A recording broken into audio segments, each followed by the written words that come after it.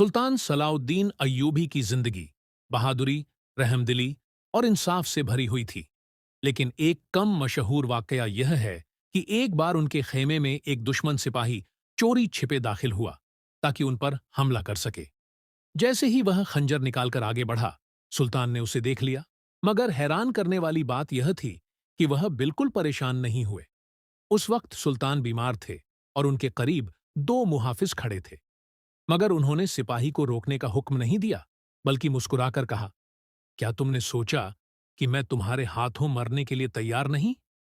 अगर तुम्हें लगता है कि यही तुम्हारी तकदीर है, तो आगे बढ़ो। लेकिन याद रखो, मैं अपनी तकदीर से गाफिल नहीं।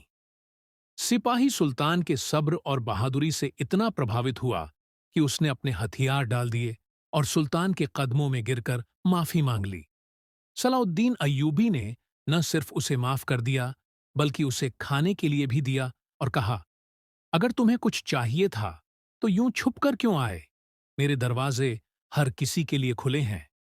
यही वह अजीम, ज़रफ़, ऊंचा किरदार था जिसने उन्हें दुश्मनों के बीच भी महबूब बना दिया। सुल्तान सलाउद्दीन अय्यूबी रहमतुल्लाह अलैह की जीवन कथा। सुल्तान सलाउद्दीन अय्यूबी रहा एक महान मुस्लिम सेनापति और शासक थे, जिन्होंने 12वीं सदी में क्रूसेड युद्धों के दौरान इस्लामी सल्तनत को मजबूत किया और बैतुल मुक़द्दस जेरूसलम को मुक्त कराया। प्रारंभिक जीवन। सलाउद्दीन अय्यूबी का जन्म 532 हिजरी 1134 ईस्वी में इराक के तिक्रित शहर में हुआ था। उनका असली नाम यूसुफ बिन अयूब था। उनके पिता नजमुद्दीन अयूब और चाचा असदुद्दीन शेरकोह प्रसिद्ध सेनापति थे। युवा अवस्था में उन्होंने नूरुद्दीन जंगी की सेना में सैन्य प्रशिक्षण प्राप्त किया और युद्ध कला में निपुण हो गए। सत्ता और विजय अभियान। सलाउद्दीन अयूबी ने मिस्र में शिया फातिमी खिलाफत का अंत करके सुन्नी शासन स्थापित किया और बाद में शाम, यमन और हिजाज, सऊदी अरब पर भी शासन किया। वे एक बुद्धिमान शासक और दयालु व्यक्ति थे, जिन्होंने जनता के कल्याण के लिए कई कार्य किए।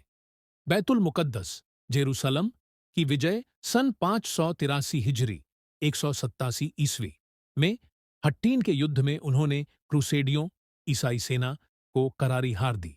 इसके बाद अक्टूबर 187 में बैतुल मुक़द्दस जेरूसलम को ईसाई शासन से मुक्त करा लिया।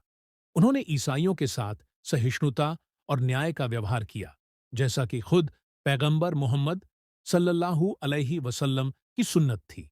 अंतिम समय। सलाउद्दीन अयूबी का निधन 589 हिजरी 1993 ईस्वी में दमिश्क, सीरिया में हुआ। उनके निधन के समय उनके पास इतनी संपत्ति भी नहीं थी कि उनके कफन का खर्च उठाया जा सके।